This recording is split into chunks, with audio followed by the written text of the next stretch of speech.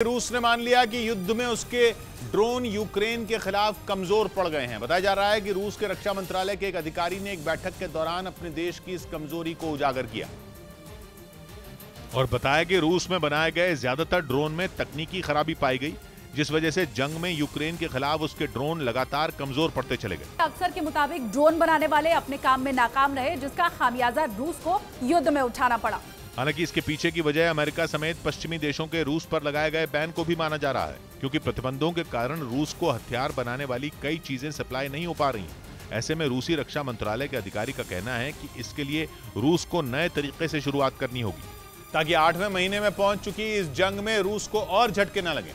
बताया जा रहा है कि जंग के कारण इन दिनों एक जगह से दूसरी जगह युद्ध से जुड़ा सामान ले जाने वाले ड्रोन की सबसे ज्यादा डिमांड है, जो आसानी से दुश्मन के खिलाफ उड़ान भी भर सके। साथ ही यूक्रेन और रूस दोनों ही देश युद्ध में लंबी दूरी तक जाकर दुश्मन की जानकारी जुटाने वाले ड्रोन का धड़ल्ले से इस्तेमाल कर रहे हैं। हालांकि खबरें हैं कि रूस का बारकताश TB2 ड्रोन से काफी नुकसान हुआ। ये ताकतवर ड्रोन यूक्रेन को तुर्की ने सप्लाई किए थे, जिन्हें काफी खतरनाक माना जाता है। यही वजह है कि तुर्की से मिले बारकताश TB2 ड्रोन का इस्तेमाल यूक्रेन जंग में कर रहा है। इस ड्रोन की गिनती दुनिया के उन सबसे आधुनिक ड्रोन में होती है जो टैंकों, बख्तरबंद गाड़ियों को कुछ सेकंड में तबाह कर सकते हैं। ये 150 किलो का वजन उठा सकता है और तो और 24 घंटे आसमान में 27,000 फीट से ज्यादा की ऊंचाई पर उड़ सकता है। इसका निशाना तो सटीक है ही, ये एयर डिफेंस सिस्टम को भी चकमा दे सकता है।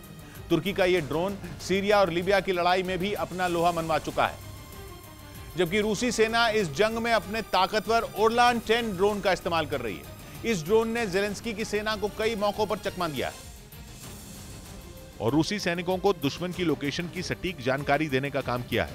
रूस के ओरलान 10 ड्रोन को रूसी सेना का एक खतरनाक हथियार माना जाता है और इसकी मदद से रूस ने यूक्रेन के कई टैंक, बख्तरबंद गाड़ियां और हथियारों के बड़े गोदाम तबाह करने का दावा भी किया था।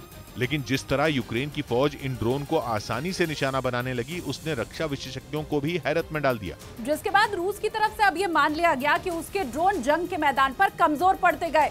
यही वजह रही कि बीते दिनों ईरान ने रूस को अपने शाहिद 136 ड्रोन भेजे, जो यूक्रेन को तबाह करने के लिए उसके आसमान में मंडराने लगे। और रूस ने ईरान के इन ड्रोन से यूक्रेन के कई ठिकानों को निशाना बनाया, जिसमें 3 दिन पहले ओडेसा में हुआ हमला भी शामिल बताया गया।